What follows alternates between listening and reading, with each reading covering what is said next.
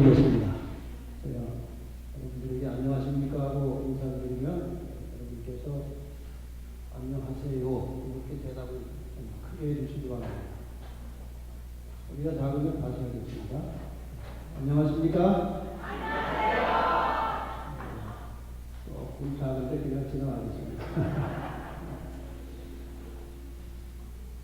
저는 개인적으로 이 아틀란타와 좀 인연이 있는 것 같습니다. 제가 한 2000년대 초반, 한 15, 16년 전에 노병조 목사님 여기 계실 때 와서 전도회를 한 적이 있습니다. 꽤 오래된 일입니다. 최근에 2012년도에 조지아 연합교회에 전도회를 하러 와서 주말 금토 집회를 하고 일요일부터 전도회를 해야 되는데 일요일 아침에 갑자기 한국에서 저희 어머님이 돌아가셨다고 연락이 왔습니다. 그래서 불가피하게 제가 전도회를 못하고 담임 목사이신 이희성 목사님께 자료를 다 드리고 전도회 하시라고 맡기고 그냥 갈 수밖에 없었습니다. 늘 빚진 마음을 가지고 있었는데 이번에 빚 갚을 기회가 와서 참 다행스럽게 생각하고 기쁜 마음으로 왔습니다. 이번에 이자까지 합쳐서 아주 승리껏 잘하겠습니다. 시작하기 전에 몇 가지 안내, 협조 말씀을 좀 부탁드리겠습니다. 여러분이 오실 때 받으신 이 설문지는 공부하시는 동안에 답을 쓰도록 되어 있습니다. 여기 내용을 좀 미리 보시면 여기서 강의하는 동안에 답이 나옵니다. 뒤로 미루지 마시고 문제를 미리 보신 다음에 강의를 들으시면서 정신을 집중해서 답안을 작성하셔서 따로 쓰고 걷는 시간 갖지 않습니다. 그러니까 작성하셔서 나가실 때 제출해 주시면 이걸 가지고 성적만 보는 게 아니고 출석을 확인해서 출석이 좋으신 분들은 마지막 날 여기 교회에서는 DVD를 드릴 것이지만 제가 지금 한국에다가 급히 요청해서 금요일 좀 책이 도착했습니다. 지구종말 시나리오라는 책은 40개의 예언을 가지고 현재로부터 미래의 이 지구 인류의 역사를 풀어놓은 쓴 책입니다. 지금 많은 교인들이 이 책을 보고 이 예언이 얼마나 정확하고 얼마나 우리의 미래의 역사를 가르쳐주고 있는지 많은 깨달음을 받는 아주 좋은 책입니다. 출석이 좋으신 분들에게는 그냥 제가 개인적으로 드리는 선물로 드리려고 합니다. 그리고 이것은 예언은 연결돼서 나옵니다. 하나하나가 따로따로 아니고 오늘 한 것은 내일 연결돼서 나오기 때문에 가능하면 빠지지 않고 끝까지 오셔야 정말 제대로 된 성경 예언을 공부할 수 있습니다. 그러니까 이 예언 공부는 사탄의 정체를 드러내는 것이기 때문에 예언 연구를 나오다 보면은 이게 이상한 일들이 생겨서 못 나올 사정이 계속 생깁니다. 그건 틀림없이 사탄이 하는 일입니다. 그러니까 혹시 못 나올 일이 생기면은 기도하시고 그것을 극복하셔서 마지막 날까지 빠짐없이 참석하시면 여러분들에게 정말 놀라운 결과가 있을 것입니다. 우리 김신환 목사님께서 강서성이를 너무 거창하게 하셨는데 저는 사실 별거 아닌 사람입니다. 그러나 가르치는 내용은 굉장히 중요한 것입니다. 이 가르치는 내용 자체는 세계적이 아니라 우주적입니다. 그만큼 중요한 내용들이니까 여러분이 저녁마다 기도하시는 마음으로 이곳에 오셔서 예언을 통해서 성경이 말하는 확실한 빛을 잘 발견하게 되시기를 바랍니다.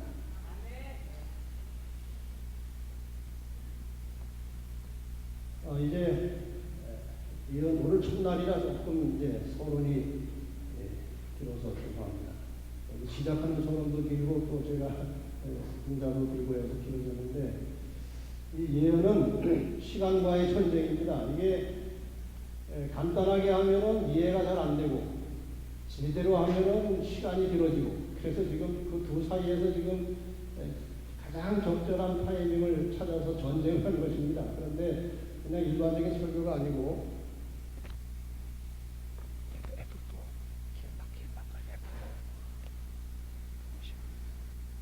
이 공부하는 것이기 때문에 그냥 설교 하나 듣는 식으로 생각하지 마시고 성경 전체를 이번 한 주간 동안은 성경 전체를 상당히 깊이 있게 공부를 하게 됩니다. 그러니까 조금 시간이 늦어질지라도 대개 9시를 전후로 해서 이제 끝납니다만은 어떤 과목이 있다가 좀 길어질 수도 있습니다. 한 10분 정도 그 정도 좀 양해하시고 같이 보시기 바랍니다.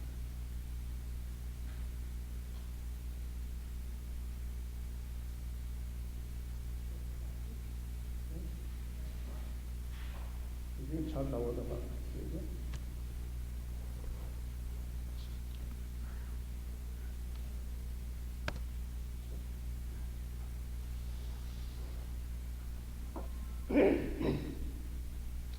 여기 어린 아이가 하나 있습니다. 이 아이가 살다 보면 결국 어디로 갑니까? 살다 보면 어디로 갑니까? 무덤으로 가는 겁니다. 예외 없이 모든 인간은 무덤으로 갑니다. 어떤 사람은 이렇게 말했습니다. 인생이란 무덤으로 가는 많은 모습 안에서 서로 좋은 자리 차지하려는 것과 같다. 어차피 다 갈 텐데 무덤으로. 그 사이에서 그냥 좋은 자리 찾아가려고 길을 쓰고 삽니다. 그것이 인생입니다. 자, 그러나 성경에 의하면 다른 길도 있습니다. 죽음으로 끝나는 것이 아니고 요한복음 3장 16절에 하나님이 세상을 이처럼 사랑하사 독생자를 주셨으니 이는 저를 믿는 자마다 예수 그리스도를 믿는 자마다 멸망치 않고 영생을 얻게 하려 하십니다. 영생, 죽지 않을 것입니다. 영원히 살 수 있는 길도 있다는 겁니다. 예수 그리스도를 믿으면 하나님의 나라에 들어가서 영원히 살 수 있다고 성경은 분명히 말합니다. 그런데 예수를 믿는다고만 되는 것은 아닙니다. 마태복음 7장 21절에 예수님께서 친히 말씀하시기를 나더러 주여 주여 하는 자마다 천국에 다 들어갈 것이 아니요 다만 하늘에 계신 내 아버지의 뜻대로 행하는 자라야 들어가리라. 믿기만 하면 되는 것이 아니고 그 믿는 말씀 하나님의 말씀을 순종하라고 말합니다. 그래서 어떤 사람들은 예수를 믿고 영생을 얻은 것 같지만 말씀을 제대로 깨닫지도 못하고 혹시 깨달아도 순종하지 아니하기 때문에 다시 무덤으로 가는 일들이 많이 있습니다. 여러분은 이번 기간 동안에 하나님의 뜻이 무엇인지, 하나님께서 사람에게 무엇을 요구하시는지, 우리가 영원한 생명으로 들어가는 길은 과연 어떤 길인지, 어디로 가야 하는지, 그 길을 가는 동안에 어떻게 살아야 하는지 이런 문제들을 공부하시게 될 겁니다.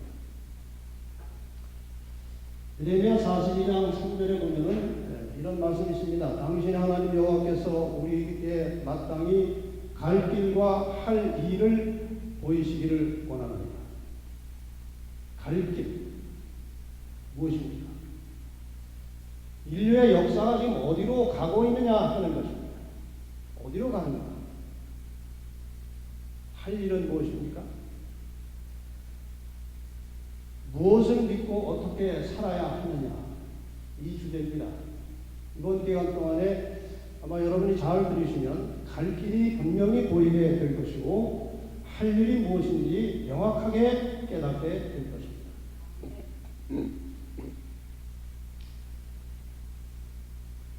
우리가 좀 전에 영생을 말씀드렸습니다. 영생, 영원히 죽지 않는 진리.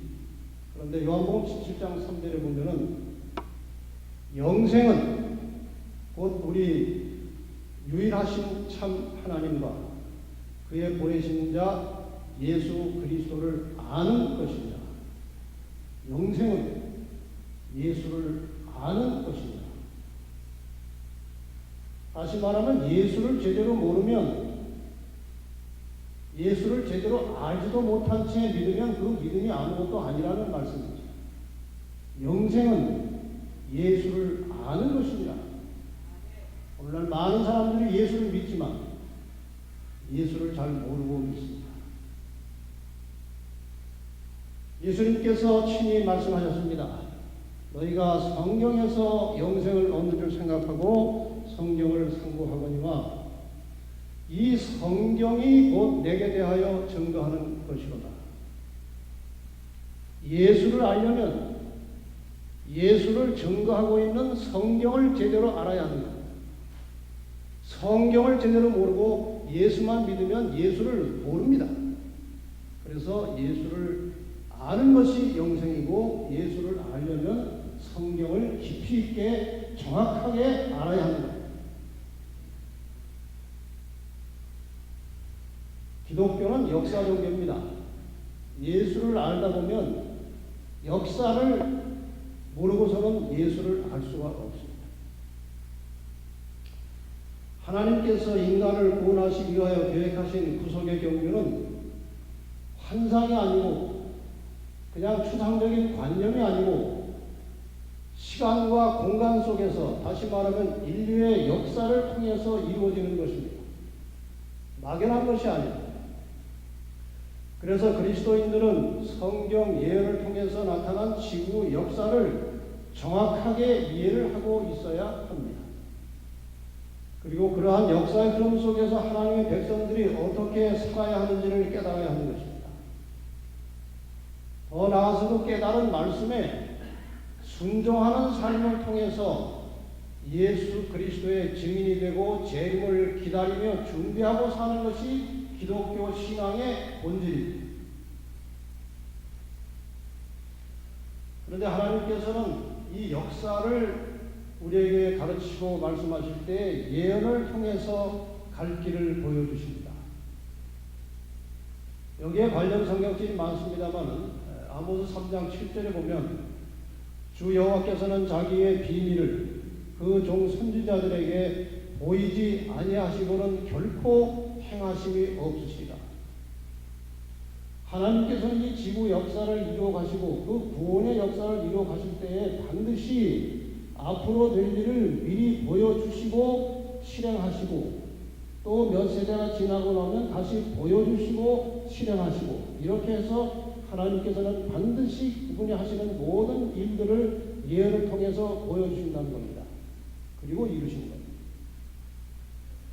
그래서 예언을 제대로 모르면 하나님께서 인간을 구원하시는 역사가 어떻게 흘러가는지를 모릅니다. 그래서 예언을 우리는 반드시 알아야 합니다. 알면 좋고 몰라도 되는 게 아닙니다. 반드시 알아야 합니다. 공부를 하시면 왜 그런지 깨닫게 될 것입니다. 성경에 예언은 많습니다. 성경 전체의 5분의 1 정도는 예언적 언어입니다. 될 것이라고 하는 내용입니다. 그중에 특별히 성경 전체가 통째로 예언으로 된 것은 구약의 다니엘서와 신약의 요한계시록입니다. 많은 사람들이 이 두 책을 인봉된 책이라고 해서 펼치지도 않고 가르치지도 않습니다. 그건 매우 위험한 것입니다. 여기 구약 다니엘서가 스스로 하고 있는 말이에요. 다니엘 12장 9절 10절에 이 말은 마지막 때까지 간수하고 봉함할 것입니다. 이걸 가지고 봉함됐다고 결론을 내어버립니다. 저 말은 구약 성경, 구약의 다니엘서가 닫혀진 책이고 봉함된 책이란 말이 아니고, 말세가 되면 이 봉함된 책이 열릴 것입니다. 말세까지 봉함되어 있다가 마지막 시대에 이 예언서가 풀어지고 열릴 것을 말하는 겁니다. 그 뒤에 나옵니다. 악한 사람은 악을 행하리니 악한 자는 아무도 깨닫지 못하되, 다니엘서를 악한 자는 깨닫지 못한다고 했습니다. 오직 지혜 있는 자는 깨달으리라. 그러니까 인봉된 책이 아니고 봉함된 책이 아니고 마지막 때에 펼쳐져서 많은 사람들이 깨닫고 이해할 수 있는 책입니다. 계시록도 마찬가지입니다. 계시록 22장 7절과 10절에 보면 보라 내가 속히 오리니 예수님께서 오시는 시간이 말세입니다. 마지막 시대예요. 그래서 내가 속히 온다는 말은 재림이 임박한다는 말. 그러니까 이 책의 예언의 말씀을 지키는 자가 복이 있으리라. 말세에 예언의 말씀을 지키는 자가 복이 있을 것이라고 말씀하십니다. 또 내게 말하는 이 책의 예언의 말씀을 임봉하지 말라고 그랬어요. 임봉된 책이 아니에요. 임봉하지 말라고 그랬어요. 그러니 이 예언서는 우리가 반드시 제대로 깨닫고 이해를 하고 있어야 된다는 것입니다. 마이크 상태가 괜찮았는데 왜 이렇게 바뀌었습니까? 근데 하나님께서는 왜 예언으로 통치하시느냐?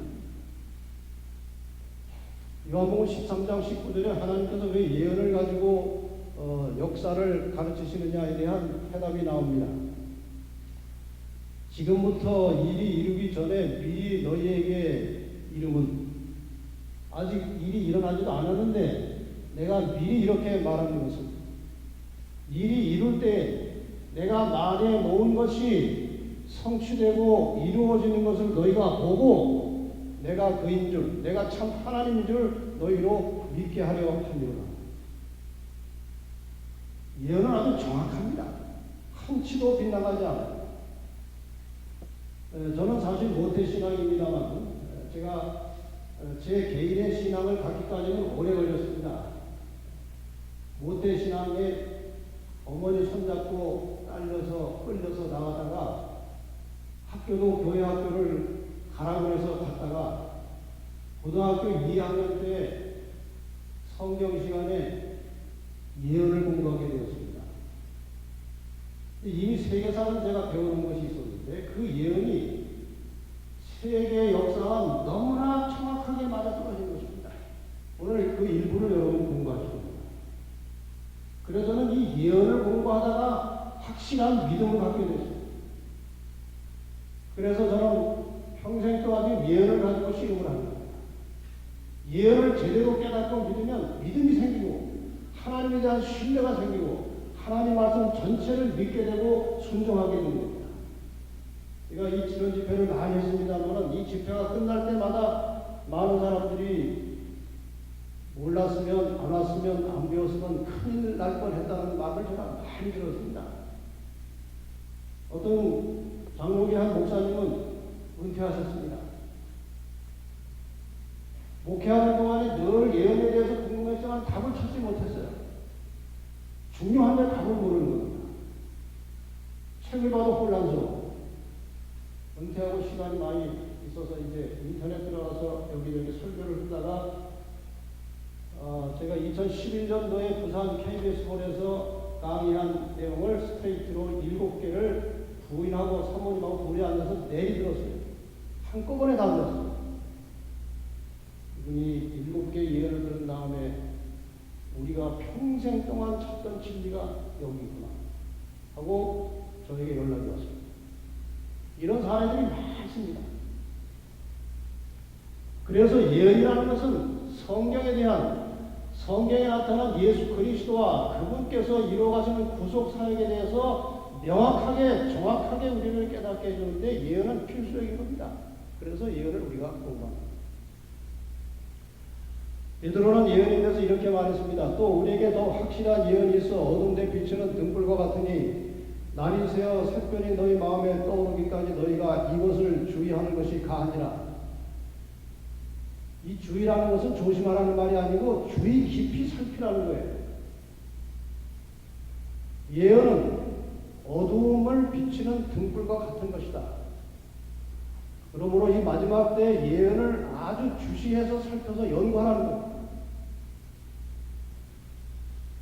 만약에 요즘에 현대 이 베드로가 이 글을 썼다면 이렇게 했었을지 모릅니다.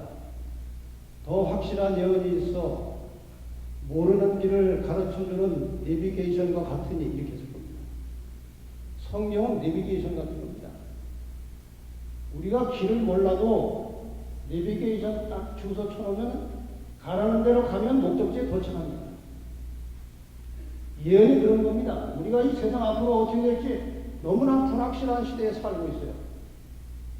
근데 성경 예언을 잘 공부하면 정확하게 어디서 무슨 일이 있을 것이고 어디서 무슨 사건이 올 것이고 이렇게 되면 재림이 가까운 것이고 하늘에 가서 이런 일이 있을 것이고 정확하게 나옵니다. 그래서 예언은 필수적으로 우리 그리스도인들이 공부해야 됩니다. 그런데 또 한 가지 혼란스러운 것은 예언을 가르치는 사람마다 다 해석이 구구하고 다르다는 겁니다. 무엇이 올바른 해석이냐 이거예요. 여러분에게 또 한 가지 부탁을 드립니다. 여기 오실 때 그냥 바쁘게 지내시다가 오시지 말고 기도를 하고 오세요. 하나님, 제가 이번에 예언을 공부합니다. 아주 혼란스럽습니다. 그런데 잘 깨달을 수 있는 지혜를 주십시오. 성령이 역사해 주셔서 제가 이번에 예언을 좀 제대로 깨닫도록 도와주십시오. 이 기도를 하고 오세요. 물론 저마다 다 자기가 가르치는 예언이 정통이라고 얘기하겠지만 저도 그런 말을 물론 합니다. 근데 이건 제가 한 말이 아니고 메릴랜드에 사시는 신여교회 목사님이 그 2011년도에 했던 그 DVD를 보고 저한테 연락이 온 것입니다. 12년도에 연락이 왔어요. 저는 성경 예언과 종말론에 관심을 가지고 요한계시록과 다니엘 예언서에 대한 다양한 자료들을 구입하여 연구하고 있습니다. 그런데 우연히 목사님이 예언을 강의하신 마지막 희망이라는 DVD를 보게 되었는데 그동안 제가 보고 들은 예언 해석 가운데 가장 분명하고 확실한 깨달음을 얻게 되었습니다. 그래서 주변 사람들에게도 계속 추천하며 권하고 있습니다. 그러니까 DVD를 좀 보내주십시오. 그런 연락입니다. 여러분에게도 하나님께서 지혜를 주셔서 이번 기회에 예언의 이별을 좀 확실하게 선명하게 깨닫는 시간들이 되었으면 좋겠습니다. 첫날이라 서론이 좀 길었습니다만 이번 기간에 성경 예언 전체를 다룰 수는 없고 핵심적인 예언 6개를 이제 선별해서 연결시켜서 다룰 것입니다. 제목은 좀 이상하지만 예언을 공부해보면 인간의 인류의 역사는 용과 싸우는 여자의 일생, 이게 가장 적절한 표현입니다. 지금 설명 다 드릴 수 없고 공부를 하시면서 하고 나면 인류의 역사는 용과 싸우는 여자의 일생이라는 사실을 확실하게 깨닫게 될 것입니다.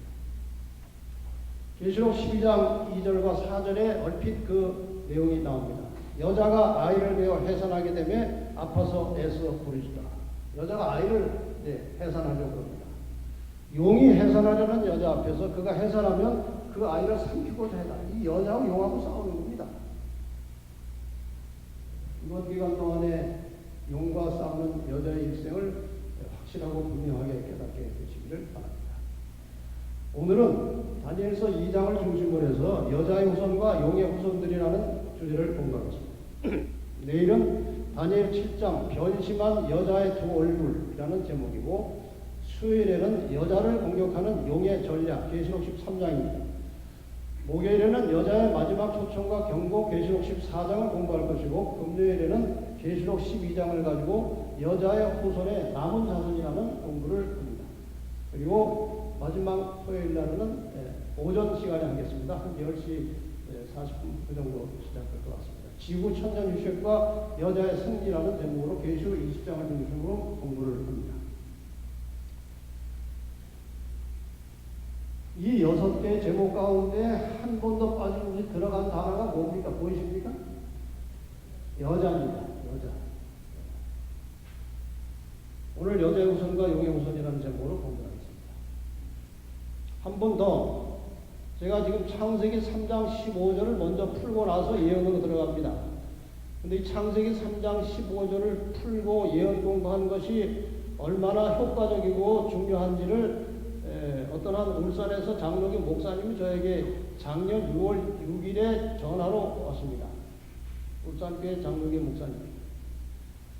제가 목사이기 전에 한 그리스도인으로 참된 진리를 찾아서 진실한 신앙을 하기 위해서 계속 노력을 해왔지만 늘 무엇인가 허전했고 특별히 예언의 말씀을 제대로 깨달아 보려고 많은 책들을 구입하여 보았지만 너무 혼란스럽고 이해가 되지 않았습니다. 그런데 창세기 3장 15절을 중심으로 예언을 풀어 해석하시는 목사님의 강의를 듣고 너무나 분명하고 확실하여 깊은 깨달음을 얻었습니다. 창세기 3장 15절을 제대로 이해 못하면 성경 전체를 잘 모릅니다. 성경을 아무리 많이 알고 박사학위를 받아도 창세기 3장 15절 이해 못하면 성경을 모르는 겁니다. 성경 지식이 좀 미비하고 부족해도 창세기 3장 15절을 제대로 이해하면 성경 전체를 이해하도록 되어 있습니다. 그만큼 중요합니다. 이 그림은 여러분이 대략 짐작해서 알 수 있는 그림입니다. 아담과 하와가 하나님의 말씀을 불순종해서 선악과를 먹었습니다. 갑자기 두려움, 근심, 수치심 이런 것들이 몰려왔습니다. 무화과나무 잎사귀로 옷을 엮어 만들고 숨었습니다. 하나님이 에덴 동산을 거니시면서 아담을 부르셨습니다. 하나님께서 아담에게 너 왜 그러고 있냐? 선악과 먹었냐? 하와가 줘서 먹었습니다. 하와 너는 왜 먹었냐? 뱀이 줘서 먹었습니다. 뱀은 사탄을 상징하는 단어입니다. 그러나 여기에서는 에덴 동산에서 실제로 뱀이 하와에게 접근하는 겁니다. 말을 하는 거예요. 뱀이 말할 수 있어요? 뱀 말 못합니다. 하와도 말을 하는 거예요. 하와야. 하나님이 정말 동산 모든 나무의 실과를 먹지 말라고 하시느냐?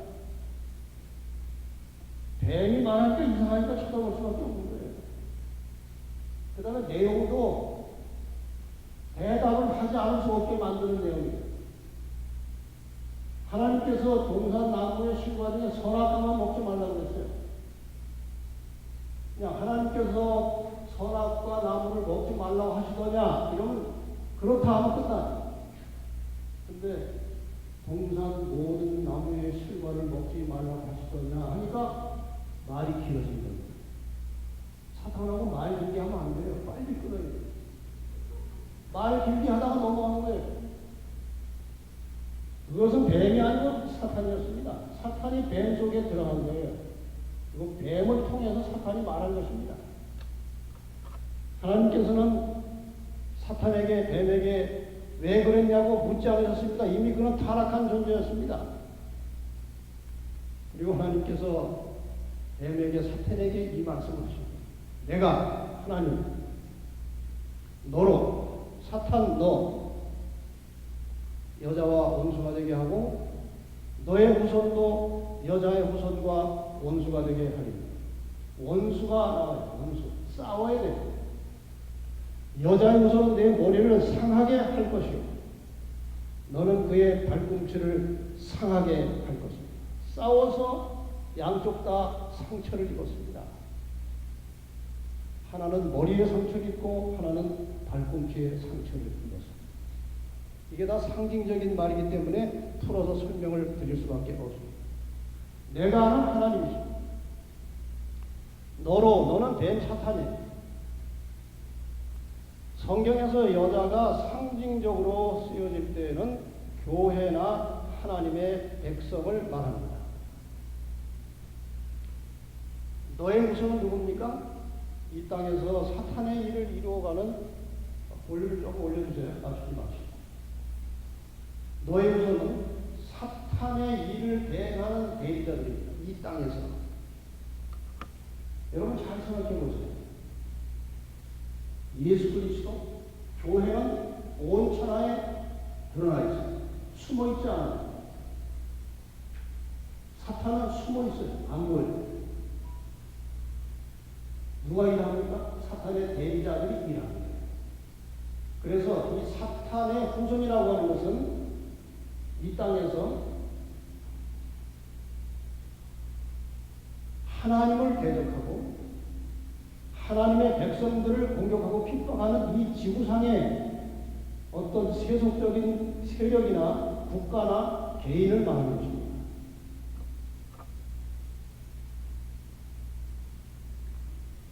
계시록 20장 2절에 보면은 용을 잡으니 곧 옛 뱀이요 마귀요 사탄이라. 여기 사탄의 이름이 다 나옵니다. 이 한 절에 용, 백, 마귀, 사단. 그러니까 너의 후손은 용의 후손이라고 해도 틀림이 없습니다. 그래서 앞으로 저는 주로 용의 후손이라고 하는 말을 쓸 것입니다. 여자의 후손은 메시아 예수 그리스도를 가르칩니다. 이것은 좀 근거를 말씀드리겠습니다. 때가 참에 하나님이 그 아들을 보내사 여자에게서 나게 하시고, 구약의 모든 족보는 남성 위주입니다. 아브라함이 이삭을 낳고 이삭이 야곱을 낳고,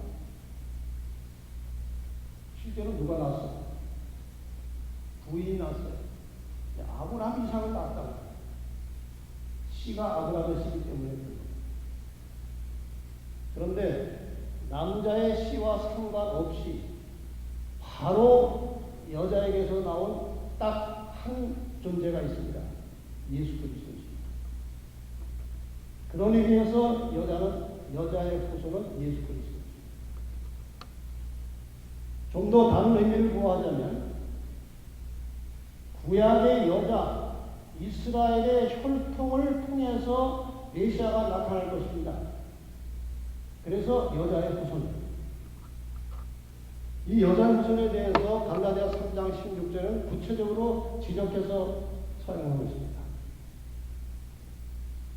이 약속은 아브라함과 그 자손에게 말씀하신 것인데 여럿을 가리켜 그 자손들이라 하지 아니하시고 오직 하나를 가리켜 네 자손이라 하셨으니 곧 그리스도라. 분명히 여자의 후손은 예수 그리스도입니다. 머리를 상했다, 발꿈치를 상했다는 것은 상징적인 표현입니다. 여자의 후손은 발꿈치를 상했다는 것은 일시적인 상처입니다. 상처를 입을 것입니다. 그러나 그것은 회복될 상처. 이것은 예수 그리스도께서 십자가에 돌아가시고 부활하시고 승천하실 것입니다. 그것이 영원한 죽음이 아니라 일시적인 상처의 것을 예언해 놓은 것입니다. 뱀이 머리를 상한다는 것은 사탄은 결국 영원히 멸망할 것을 예언하고 있는 것이죠. 그러니까 이 짧은 성경절 속에 장차 예수 그리스도께서 돌아가실 것과 그 사이에 수많은 선악간의 싸움이 있을 것과 마침내 사탄이 멸망할 것까지 이 성경절 속에 다 들어있습니다. 그래서 성경 전체는 창세기 3장 15절을 펼쳐놓은 것이고 성경 전체를 압축하면 창세기 3장 15절입니다. 그래서 창세기 3장 15절을 모르면 성경을 모른다. 결국 인류의 역사는 선악간의 싸움입니다. 선, 여자와 여자의 후손, 악은 뱀 사탄과 그의 후손들. 승패는 결정되어 있습니다. 선이 승리할 것이고 악은 멸망할 것입니다. 이 선악간의 싸움에서 승리하는 비결이 무엇이냐?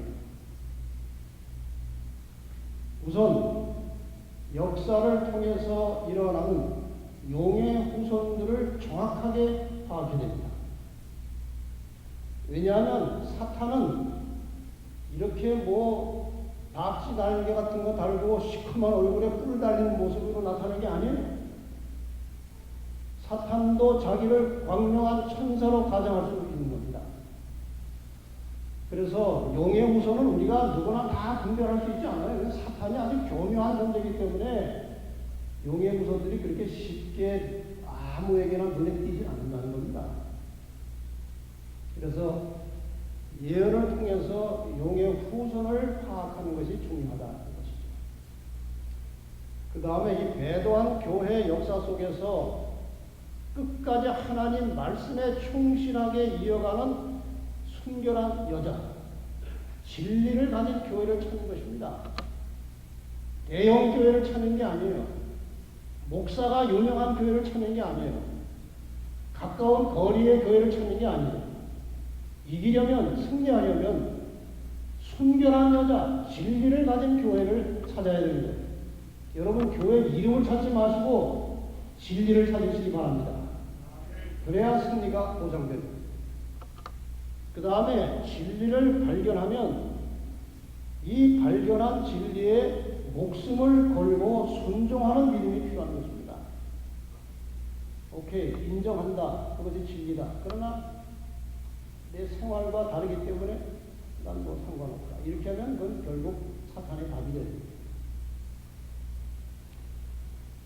선악간의 이 싸움은 대단히 길고 복잡합니다.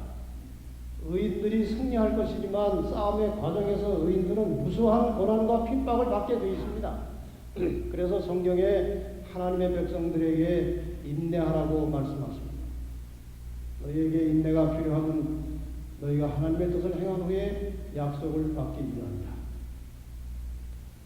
성도들의 인내가 여기 있나니 저희는 하나님의 계명과 예수 믿음을 지키는 자입니다. 하나님 말씀에 순종하고 끝까지 믿음을 지키려면 인내가 필요하다는 것입니다. 그 말은 핍박이 있을 것이라는 말씀이죠. 다시 한번 복습합니다. 여자와 여자의 후손, 뱀과 용의 후손, 그리고 이것은 실제로 교회와 예수 그리스도, 사탄과 그 동역자들이 싸웁니다. 그래서 결국 인류의 역사는 교회와 예수 그리스도, 그리고 사탄과 세상의 권력들 사이에서 일어나는 전쟁의 역사입니다. 하나님은 여자의 후손 예수를 통해서 인류를 구원하시려고 하고 사탄은 그것을 방해해서 인류를 멸망시키려고 하는 싸움이에요. 그래서 여자의 후손 예수 그리스도는 이스라엘 민족의 혈통을 통해서 출생할 것이 예언되어 있기 때문에 사탄은 우선 여자의 후손이 출생하지 못하도록 이스라엘을 집중적으로 공격합니다. 이것이 역사입니다. 간단한 예를 하나 들어보겠습니다. 이스라엘 백성들이 하나의 큰 민족으로 형성된 것은 오늘의 이집트 성경의 애굽입니다. 애굽에 한 바로 왕이 나와가지고 이스라엘 백성들이 너무나 많이 번성하니까 겁이 났습니다. 그래서 남자아이를 낳으면 다 죽여버려요. 남자를 다 죽이면 살아있던 남자를 다 늙어 죽고 나면 여자만 나와요. 멸종되는 겁니다. 이건 바로의 아이디어가 아니에요. 이스라엘 민족을 통해서 태어난 여자의 후손이 태어나지 못하도록 하는 사탄의 전략에 의해서 바로가 그 명령을 내리고 있습니다. 역사가 이렇게 이루어져 가고 있습니다. 이것을 우리는 예언을 통해서 확실하게 깨달을 수 있게 됩니다. 이스라엘 민족의 초기 역사를 여러분이 잘 아십니다. 아브라함으로 시작됐고 이삭을 낳고 야곱이 이어졌고 야곱의 12아들이 애굽으로 이주에 들어간 이야기 여러분이 잘 아십니다. 처음에는 잘 먹고 잘 살았습니다. 그 가족 한 사람이 나라의 총리니까. 근데 세월이 오래 지나면서 드디어 이스라엘 백성들은 노예 생활로 접어들었습니다. 이스라엘 백성 자손이 우리보다 많고 강하다. 저들을 다 죽여야 된다. 그래서 고용으로 그들의 생활을 괴롭게 했습니다. 아주 못살게 하다가 나중에는 남자는 다 죽이라고 한 것입니다. 이것이 좀 전에 설명드린 그 이유에 의해서 이스라엘 민족을 말살시키려고 한 것입니다. 애굽에 의해서 이제 다시 말하면 성경에 등장하는 최초의 용의 후손 국가는 애굽이에요. 애굽, 용의 후손. 이런 상황에서 남자아이를 낳으면 다 죽이라고 하는 상황 속에서 모세가 나타납니다. 출애굽을 했습니다. 애굽을 탈출해 나왔습니다. 광야 생활 40년을 합니다. 40년 후에 가나안 땅에 들어가서 사사시대가 한 300년 지나갑니다. 사사시대는 온니엘이라고 하는 사사로 시작해서 이 사사라고 하는 말은 영어로 저지스랍니다. 저지스라고 되어 있습니다. 심판관, 재판관 그런 것입니다. 사사들은 왕은 아니지만 나타나서 시비를 가려주고 전쟁할 때 앞서서 전쟁을 해주던 그런 지도자였습니다. 15명의 사사가 나타났고 마지막 사사 겸 선지자는 사무엘이었습니다. 사무엘 당시에 이스라엘 백성들이 왕을 요구했습니다. 그래서 첫 왕으로 사울, 다윗, 솔로몬 이렇게 해서 120년의 통일 왕실대가 지나갑니다. 솔로몬 당시에 이제 그 후계자를 넘겨주는 과정 속에서 분란이 일어났습니다. 그래서 나라가 남북으로 쪼개졌습니다. 북방 이스라엘, 남방 유다. 북방 이스라엘의 첫 번째 왕은 누군지 혹시 아십니까? 여로보암. 여로보암은 솔로몬의 신하 느밧의 아들입니다. 남방 유다는 르호보암, 그 솔로몬의 아들입니다. 그러니까 왕위가 정통적으로 계승된 나라는 남방 유다고 북방은 갈라져 나간 배신자들입니다. 이스라엘 역사에서 볼 때. 그런데 북방 이스라엘의 10지파가 가고 남방 유다의 유다 지파와 베냐민 지파가 왔습니다. 그러니까 대체로 다 북방으로 가버린 거예요. 북방 이스라엘은 722년 아수르한테 완전히 망했습니다. 거의 전멸됐습니다. 이제 전멸되고 나머지 조그만 소수의 북방 이스라엘 사람들이 사람이 없으니까 이방 여자와 이방 남자와 결혼을 해가지고 거기서 나온 자손들이 사마리아에 있는 거예요. 그러니까 남방 유다 예루살렘 사람들이 사마리아 사람들 아주 사람 취급을 하는 것입니다. 그런 의미에서. 아수르가 남방 유다까지 멸망시킬 힘이 있었습니다. 그러나 그렇게 할 수 없었던 것은 남방 유다를 통해서 메시아 여자의 후손이 태어날 것이 예언되어 있었습니다. 남방 유다마저 멸망당하면 여자의 후손이 태어날 수가 없게 됩니다. 하나님께서 보호해 주셨습니다. 볼이 유다를 떠나지 아니하니라. 이것은 메시아가 유다를 통해서 나온다는 의미입니다. 그러나 유다도 계속 반역했기 때문에 바벨론에 이제 포로로 잡혀가는 역사가 시작되었습니다. 주전 605년에 이제 포로로 잡혀갔습니다. 자, 두 번째 용의 후손, 국가적으로 아시리아입니다. 세 번째 용의 후손, 바벨론입니다. 이제 대략 그림을 보시면 이스라엘 민족은 지금 저 원 안에서 왔다 갔다 합니다. 애굽 갔다가 올라왔다지 가나안 지역이라고 하죠. 저기에서 이제 이스라엘 민족의 역사가 이루어지는데 이 주변의 강대한 나라들로부터 계속 공격을 받습니다. 이건 사탄이 이제 주변 나라들을 동원해서 이스라엘을 멸망시키려고 하는 전략이죠. 이렇게 해서 일어난 나라들이 애굽, 아수르, 바벨론, 페르시아, 헬라, 로마 이런 나라들. 여기에 대한 예언이 이미 바벨론 시대에 나왔다는 것입니다. 이스라엘 주변에 등장하는 세속의 나라들, 이들이 이제 이스라엘 민족을 멸절시키기 위해서 온갖 전략을 짜지만 결국 이스라엘을 통해서 여자 유전이 태어나는 그런 역사입니다. 남방 유다의 왕들은 첫 번째 왕 르호보암이고 18번째 왕이 여호야김 중요한 왕입니다. 여호야김 왕을 잘 새겨주세요. 유다왕 여호야김이 18번째 왕 여호야김이 왕된 지 3년 만에 바벨론 왕 느부갓네살이 쳐들어와서 이스라엘 백성들을 포로로 잡아가고 하나님의 성전의 기구를 다 가지고 갔습니다. 신할 땅 자기 신의 묘일로 그 신의 창고에 뒀다. 이 사건이 주전 605년입니다. 그런데 이 왕이 판관장 아스파나스에게 이런 명령을 내립니다. 이스라엘 민족들, 유다 민족들 중에서 왕족과 귀족들 중에 순한 청년들을 선발해서 왕궁에서 교육을 시켜서 그들을 바벨론화 시킨 다음에 그들이 유다를 다스리게 하면 유다가 우리 것이다. 이런 생각을 가지고 청년들을 뽑아내는데 그 중에 다니엘과 그 세 친구 하나니와 미사일과 아사랴가 있었다.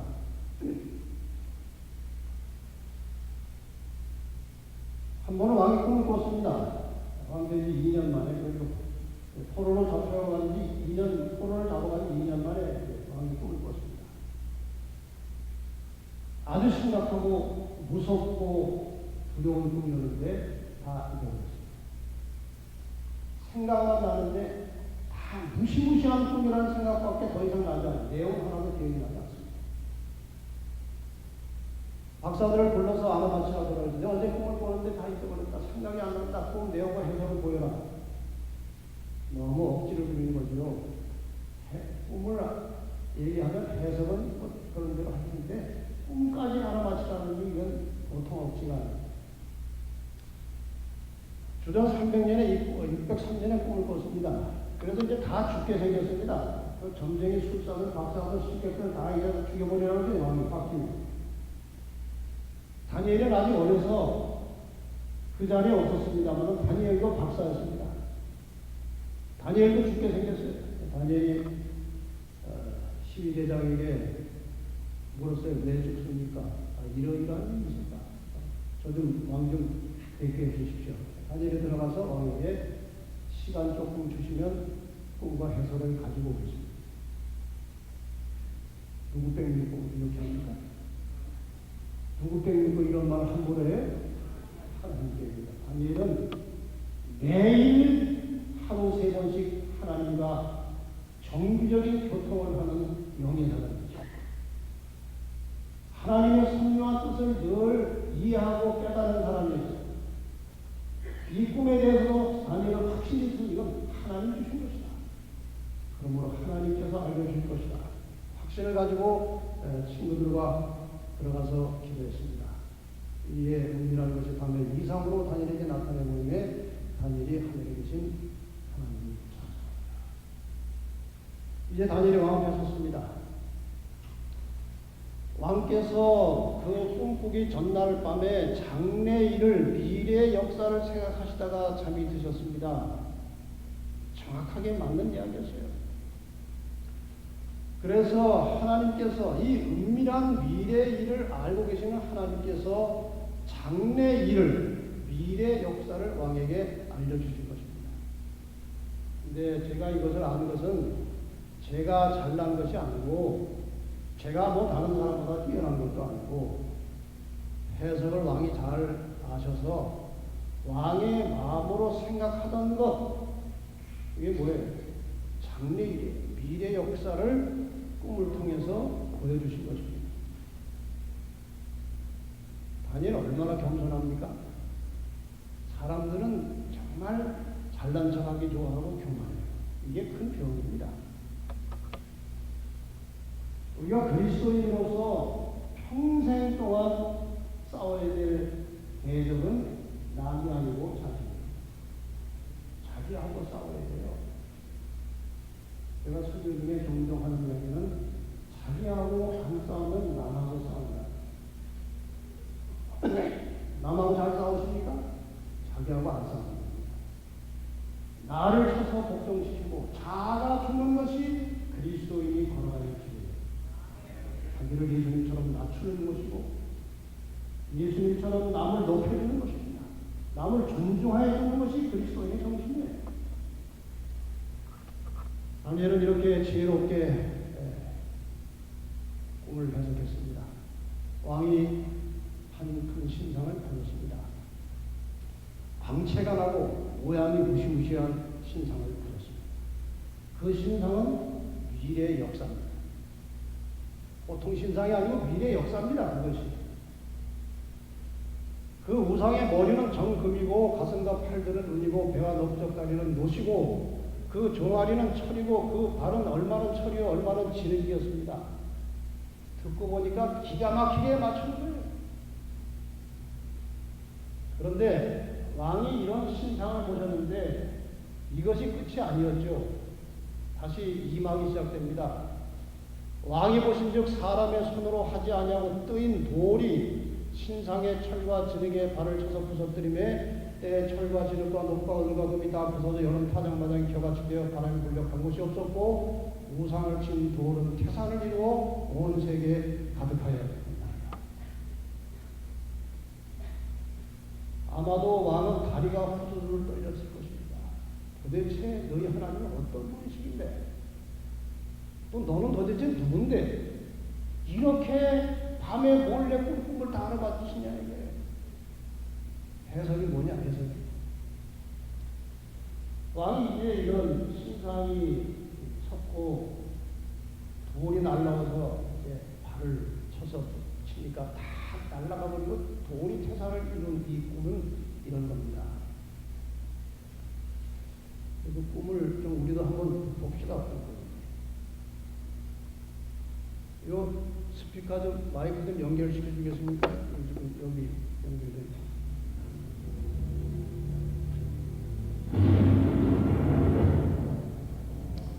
신상을 본 것입니다.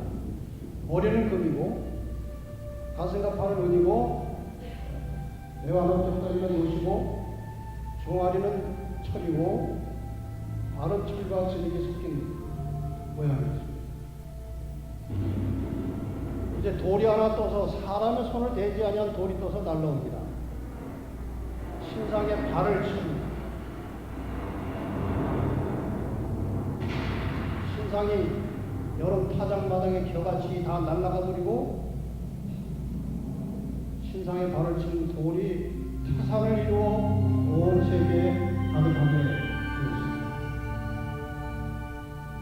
이런 꿈을 꾼 겁니다.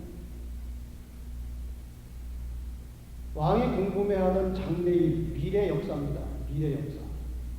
바벨론 시대로부터 이 지구 역사 끝날까지의 역사가 이 신상 꿈속에 다 들어있는 겁니다. 해석이 뭡니까? 왕은 바벨론 왕 당신 느부갓네살 왕은 곧 이 신상의 그 머리에 해당됩니다. 기분이 좋았어요. 머리인데다가 금으로 된 것이 당신이요. 야, 너희 하나님 사람 볼 줄 아십니다. 그 다음에 뭐냐, 그 다음에. 왕의 후에 왕만 못한 다른 나라가 일어날 것입니다. 왕의 나라는 망합니다. 셋째로 또 놋 같은 나라가 일어나서 세계를 다스리게 될 것입니다. 이렇게 해서 금은 동 철나라가 차례차례 올라와서 세계를 지배하겠다 그 말이죠. 이 역사에는 깁니다만 긴 설명할 필요 없이 세계사 책 두 문장을 제가 읽어드리면 금방 해결이 됩니다. 아까 어떻게 일어나는지. 신바벨로니아 수도 바벨론은 서남아시아의 상업과 문화 활동의 중심지가 되었으나 북방의 신흥 세력인 페르시아에게 정복되었다. 바벨론은 페르시아에게 정복되었다. 그리스를 정복한 알렉산더 대왕은 당시 오리엔트 세계를 지배하고 있던 페르시아 군과의 전투에서 연전연승을 거두고 알베라에서 다리우스 3세를 격파하여 페르시아를 멸망하였다. 페르시아는 그리스한테 또 망했습니다. 역사적으로. 로마는 전후 3회에 걸친 전쟁에서 카르타고를 무찌른 한편 그리스를 정복하여 마침내 기원전 2세기에는 지중해 전역을 지배하게 되었다. 그리스는 로마한테 망했습니다. 이 네 나라의 역사가 나타난 겁니다. 바벨론 시대인데 앞으로 나타날 세 나라 이후의 역사가 그 꿈속에 다 들어있었습니다.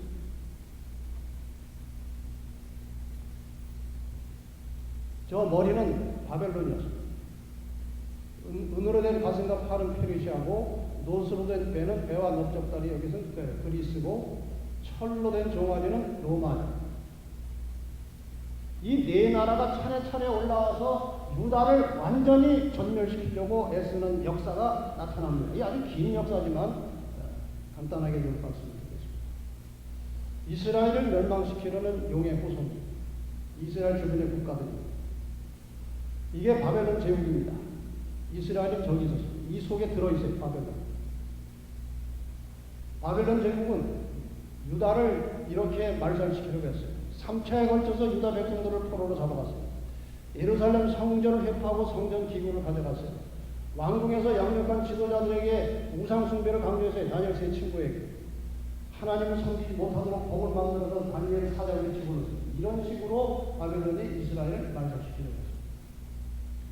페르시아 제국 이야기. 이건 페르시아 제국 속에 이스라엘도 저기 속에 들어있어요. 아주 복잡하고 긴 이야기가 에스더에 나옵니다.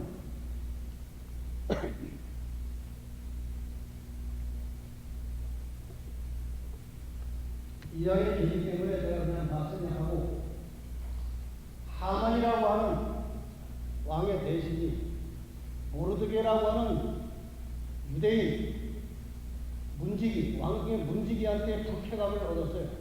다른 사람들은 자기가 지나갈 때 절을 하는데 모르드게는 뻣뻣이 서 있는데, 유대인은 자존심이 강해가지고 그 이방 사람한테 절 안 합니다.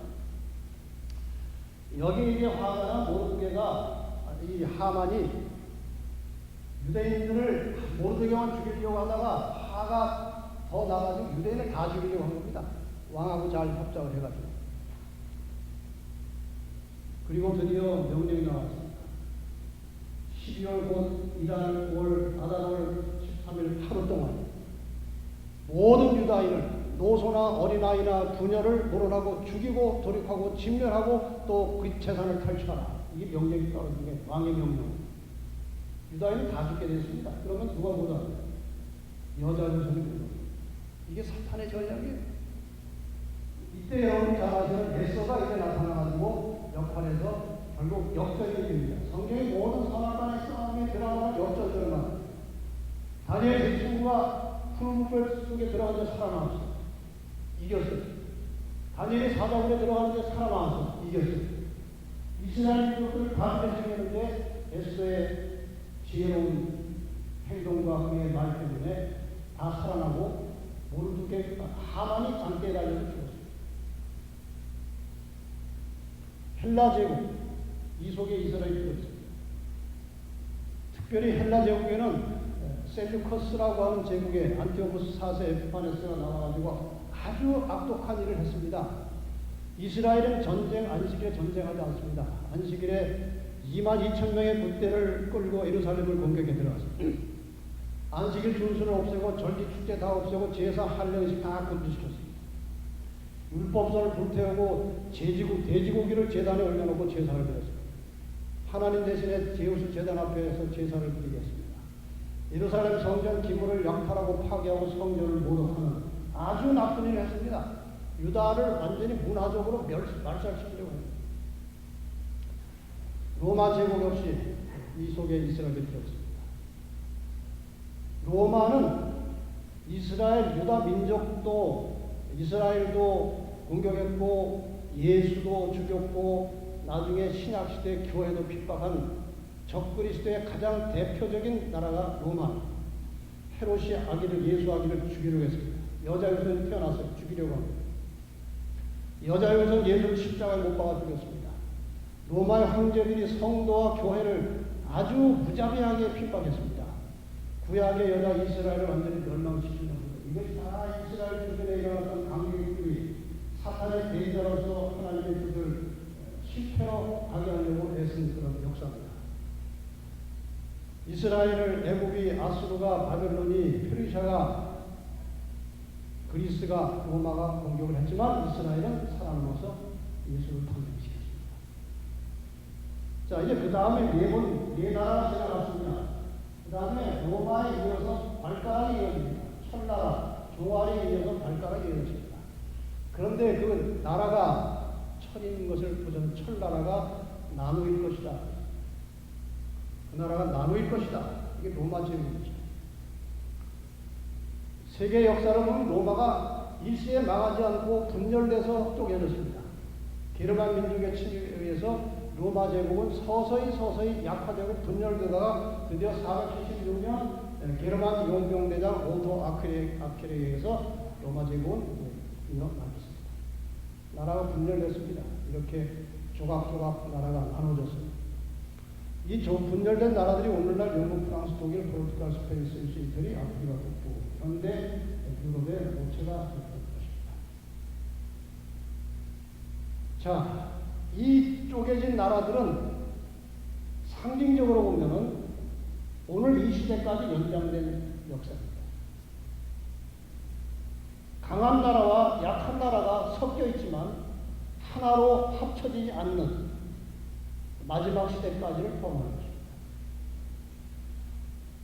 왕께서 철과 진흙이 섞인 것을 보셨은즉 그들이 다른 인종과 서로 섞일 것이나 피차에 합하지 아니함이 철과 진흙이 합하지 않는가 같으리라. 지금 이 시대는 정말 강한 나라와 약한 나라가 섞여 있지만 합쳐지지 않습니다. 절대로 이 지구의 인류의 역사는 여러 나라들은 하나로 통일되지 않습니다. 지금 이것을 온 세계를 하나의 질서로 뉴월드 올더라고 하는 신시대 신세계 질서로 통합하려고 애를 쓰지만 유럽도 통합시키려고 그렇게 애를 썼지만 합쳐지지 않는 것입니다. 분열된 상태로 돌이 날라와야 깨지는 거예요. 이게 역사의 마지막. 철과 진흙이 섞인 다른 분열된 나라, 열국의 역사를 말하는 것입니다. 분열 왕국 이후의 역사는 어떻게 됩니까? 이것이 여자입니다. 이스라엘과 교회. 이걸 애굽이 아수르와 바벨론, 페르시아, 헬라, 로마 제국이 핍박해 왔습니다. 지금까지 역사가 그럽니다. 분열왕국 시대 이후에 교회가 어떻게 핍박을 받고 어떻게 싸우는지에 대한 예언은 내일과 모레 나옵니다. 창세기 3장 15절에 선언된 다음에 용과 사탄은 세속의 나라의 권력자들 용의 세력을 동원해서 끊임없이 하나님의 교회 여자와 백성들을 공격했습니다. 말씀드린 대로 이스라엘을 멸절시키려고 한 것입니다. 그리고 신약의 교회를 공격하는 것입니다. 그것이 내일과 모레 다니엘 7장이 나옵니다. 내일 본문은 굉장히 중요합니다. 제가 서두에 이 선악의 싸움터에서 용의 정체, 용의 후손의 정체를 아는 것이 아주 중요하다고 말씀드렸는데 내일 여러분이 상상도 하지 못했던 생각지 못했던 용의 후손에 대한 예언이 다니엘서 7장에 나옵니다. 이 다니엘서 7장을 제대로 이해해야 나머지 계시록 13장, 14장, 12장을 이해할 수 있습니다. 내일은 무슨 일이 있어도 꼭 오시기 바랍니다. 내일도 이렇게 말했는데 내일 안 오시면 인생을 포기한 거나 다름없어요. 내일은 꼭 오세요. 자, 그 다음에 돌입니다. 이제 돌에 대한 해석입니다. 왕이 돌이 날라와서 이 신상을 쳐부순 것을 보셨는데 이 돌이 나중에 하나님으로 세상에 가득하게 되었습니다. 이 돌이 뭐냐? 돌이. 성경은 성경으로 풀어야 됩니다. 그 반석은 돌은 그리스도라고 되어 있습니다. 고린도전서 10장 4절. 베드로전서 2장 4절에는 산돌이라고 되어 있습니다. 손도 안 되는데 그냥 날라오는 게 살아있는 돌이에요. 산돌이신 예수께 나오라고 되어 있습니다. 돌은 예수입니다. 예수님께서 이 땅에 계실 때 제자들과 대화 중에 이런 말씀을 하셨습니다. 너희 걱정하지 말아라. 하나님 믿으면 나도 잘 믿어라. 내 아버지 집에 맨션이 많이 있어. 걱정하지 마. 내가 이제 곧 올라간다. 너희를 위해서 처소를 예배하러 올라가는데 가서 너희를 위하여 처소를 예배하면 내가 다시 와서 너희를 내게로 영접하여 나 있는 곳에 너희도 있게 하리라. 다시 와서 카모니 내가 다시 온다. 내가 지금 왔지? 내가 조만간 다시 올라갈 거야. 올라가지만 다시 온다는 거야. 다시.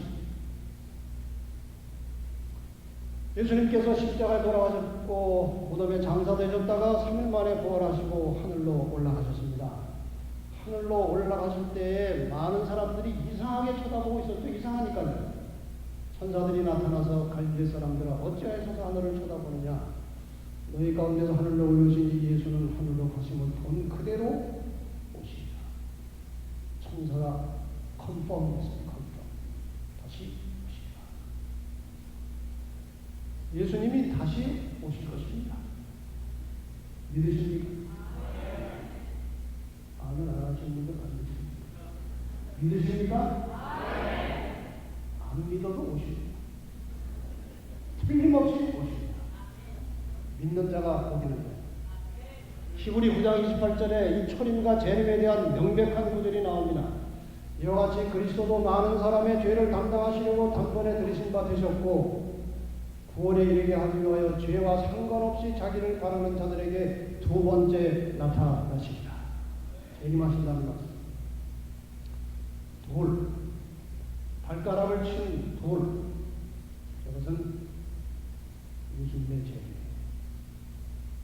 여기에 대해서 이렇게 해석하고 있습니다. 다니엘 2장 40절을 다 같이 한번 읽겠습니다. 시작. 이 여호와의 때 하늘에 하나님의 한 나라를 세우시니 이것은 영원히 망하지도 아니할 것이요 그 국권이 다른 백성에게로 돌아가지도 아니할 것이요 도리어 이 모든 나라를 쳐서 멸하고 영원히 설 것이다. 이제 하나님의 나라가 와야 지구 역사는 끝납니다. 핵폭탄으로 끝나지 않습니다. 절대로 지구는 자멸하지 않습니다. 하나님께서 오실 때까지 지구는 살아있을 것이고 인류의 역사는 계속됩니다. 절대로 망하지 않아요. 부분적으로 전쟁은 있을 수 있지만 이 지구는 하나님이 오셔야 끝나는 거예요. 돌은 예수 그리스도의 재림을 말합니다. 그때 인자의 징조가 하늘에서 보이겠고 그때 땅의 모든 족속들이 통곡하며 그들이 인자가 구름을 타고 능력과 큰 영광으로 오는 것을 보리라. 보리라. 가시적으로 임하실 것입니다. 보게 오실 것입니다. 이때 어떤 일이 벌어지겠습니까?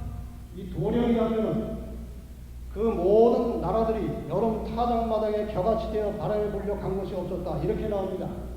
이 사실을 베드로후서 3장 10절에 보면은 이렇게 나옵니다. 그러나 주의 날이 도적같이 오리니 그 날에는 하늘이 큰 소리로 떠나가고 체질이 뜨거운 불에 풀어지고 땅과 그 중에는 모든 일이 드러나리로다. 그날에 하늘이 불에 타서 풀어지고 체질이 뜨거운 불에 녹아지려니와 바람에 불려 간 곳이 없었고 이 지구에 완전히 천지개벽이 일어나는 거예요.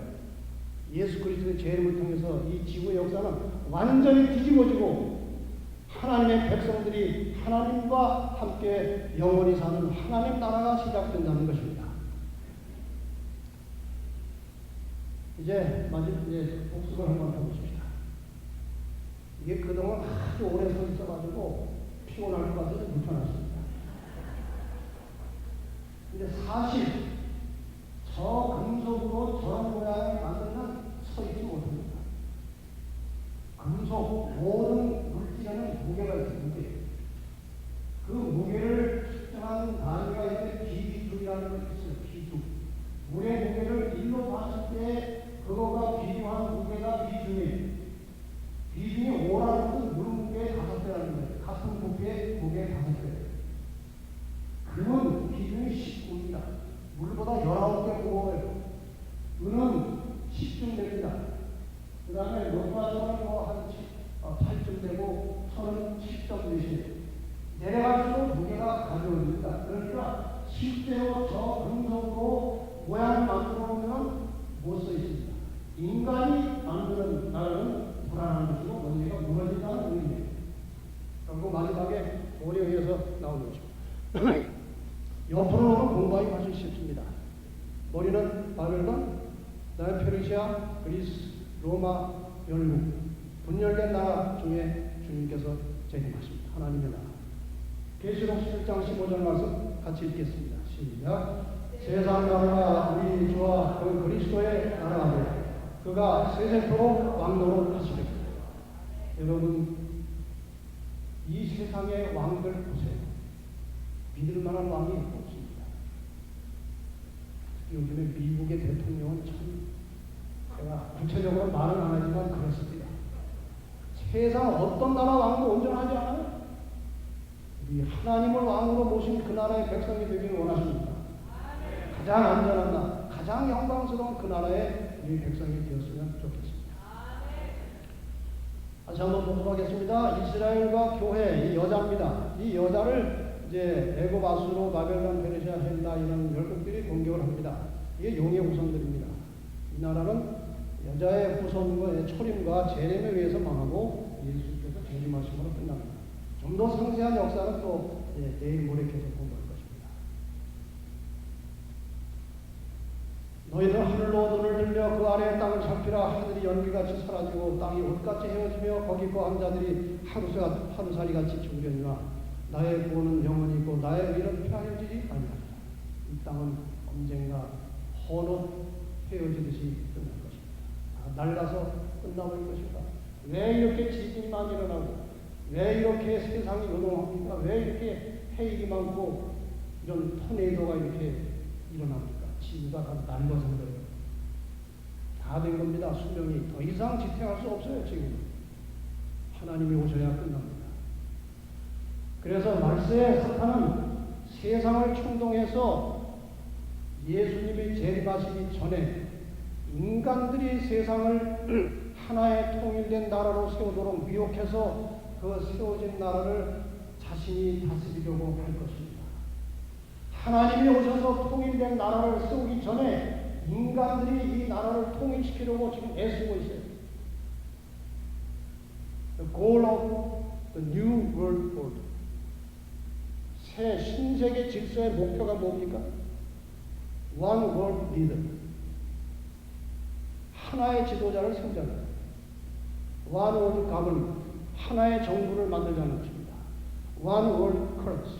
하나의 화폐를 쓰자는 것입니다. One World Religion, 하나의 종교로 통일하자. 이것이 지금 신세계 질서의 목표고 추진하고 있어요.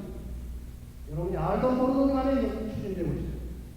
특히 이 클린턴 대통령이 신세계 질서의 필요에 대해서 많이 강조했는데 그 이전에 부시가 훨씬 더 먼저 이 신세계 질서를 강력하게 주장했고 오늘날 세계 모든 지도자들이 정치하면서도 뒤로는 하나의 세계를 만들기 위해서 애쓰고 있다는 것입니다. 이 사실을 하나님께서 아시고 시편을 기자를 통해서 이미 말씀하셨습니다. 어찌하여 열방들이 분노하며 민족들이 허사를 경영하고 세상의 군왕들이 나서며 관원들이 서로 꾀하여 여호와 그 기름 받은 자를 대적하며 우리가 그 맨 것을 끊고 그 결박을 벗어버리자 하나님으로부터 벗어나자라 하늘에 계신 자가 웃으시니 주께서 저희를 비웃으시리라. 그때의 분을 바라며 진노하사 저희를 놀려 이르시기를 내가 나의 왕을 내 거룩한 산 시온에 세웠다 하시는 나의 왕은 예수 그리스도가 이 땅에 오신다는 뜻입니다. 주님이 오십니다. 그런즉 군왕들아 너희는 지혜를 얻으며 세상의 관원들아 교훈을 받을지어다. 여호와를 경외함으로 섬기고 떨며 즐거워할지어다. 그 아들에게 입맞춰라. 여러분 안전하게 오래 사시고 싶으십니까? 평화의 나라에 들어가길 원하십니까? 그 아들에게 입맞춰라. 예수님 앞에 줄을 서세요. 세상의 권력 앞에 줄 서지 말고 예수 앞에 줄을 서시기 바랍니다. 그렇지 아니하면 진노하심으로 너희가 길에서 망하리니 그 진노가 급하심이라 여호와를 의지하는 자는 다 복이 있다. 신세계 정부가 지금 여러분 관심 있거나 없거나 간에 추진되고 있습니다. New World Order to Save. 이 지구를 구하기 위한 신세계 질서로 만들고 있다는 것입니다. 제가 이걸 보고 웃었습니다. 천만에. 그리고 타이틀을 바꿨습니다. The Second Coming of Jesus to Save the World. 이게 정확하지 않습니까? 지구를 구하기 위한 예수의 재림이 있을 뿐입니다. 아무도 세상을 구원할 수가 없어요. 이러한 역사 속에서 살아남는 방법이 무엇이냐? 세상 종말에서 살아남는 법이라는 책이 있어요. 혹시나 하고 봤더니 엉뚱한 이야기. 깊은 산 속에 들어가서 굴을 파고 식량을 거기다 쌓아놓고 그런 이야기예요. 여러분 어디 가서 굴 파고 식량 쌓아놓지 마세요. 제일 먼저 죽어요 그 사람. 거기 식량이 있다고 소문나면 전부 다 쫓아가서 그 사람 죽이고 자기들 그래서 먹습니다. 그거 헛일이에요. 이게 사는 방법이에요. 이 돌 위에 떨어지는 자는 깨어지겠고 이 돌이 사람 위에 떨어지면 저를 가루로 만들어 흩으리라. 또 돌 이야기가 나오지 않습니까? 돌의 역사예요. 돌은 예수 그리스도. 그분이 오시기 전에 내가 먼저 그분에게 떨어져 깨지는 거듭나는 경험이 있어야 합니다. 주님 오시기 전에 그 경험이 없으면 돌이 그 위에 떨어져 가루로 만들어 긋겠다고 그랬어요. 여러분 주님 오시기 전에 자수하여 광명을 찾으시기 바랍니다. 체포되기 전에 자수하여 광명을 찾으시고 생명을 얻게 되시기를 바랍니다.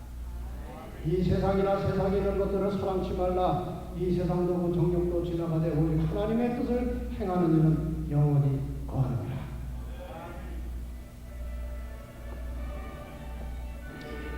분명히 주님께서 다시 오실 것입니다.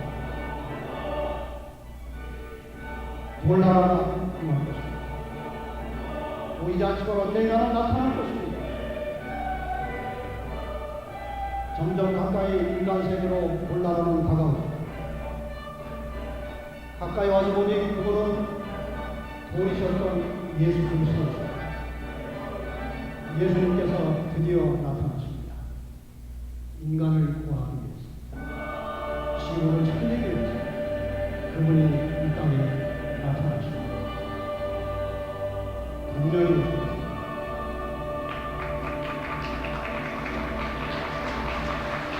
자기들이 감당하는 그분이가 오시니 지체하지 아니하시리라. 여기 다시 돌이야기가 또 나옵니다.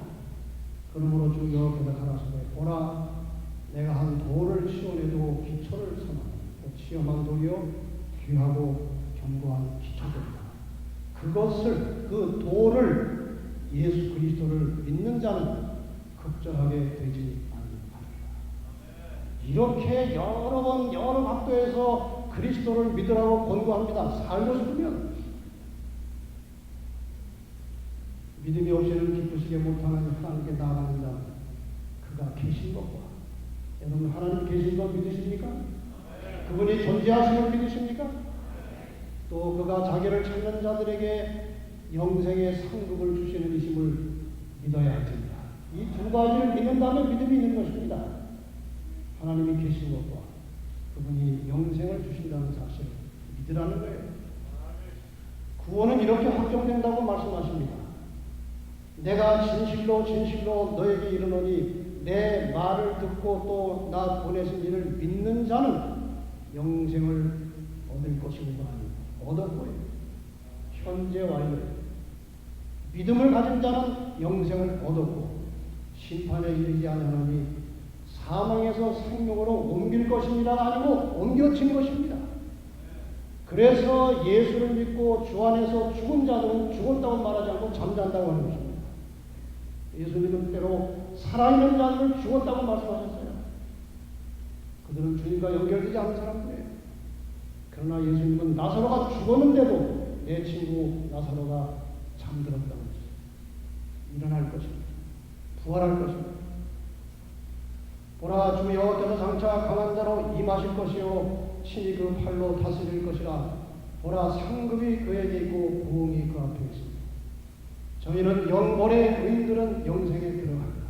반드시 심판은 있고 결과는 있을 것입니다. 이제 마지막으로 이 말씀을 설명하고 마치겠습니다. 깨어있으라. 어느 날에 너희 주가 임하는지 너희가 알지 못합니다. 깨어있으라. 이 어느 날에 너희 주가 임하는지 알지 못한다는 말은 꼭 재림의 시간만을 가리키는 것이 아닙니다. 저희 어머니십니다. 여기 전도회로 왔다가 갑자기 돌아가셨습니다. 저희 어머니는 꽤 건강하셨습니다. 돌아가신 기미가 있었으면 제가 전도회로 오지 않았습니다. 전혀 그런 징후가 없었어요. 의학병원에 휴양차 친구랑 같이 가셔서 거기서 일본 사람들에게 전도하시고 또 한국 사람들에게 성경을 가르치고 하셨어요. 침대에 한 분 앉혀놓고 성경 가르치다가 돌아가셨어요. 그 순간이 우리 어머니가 재림을 맞이하는 시간이에요.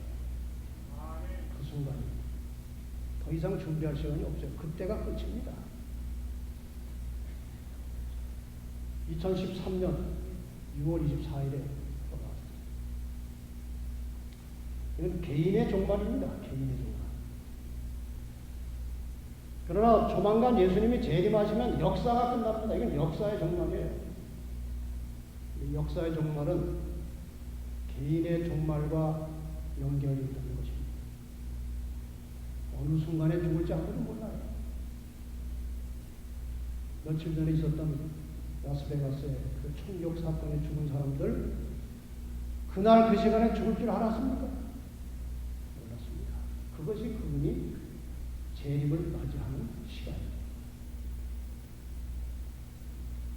그래서 오늘은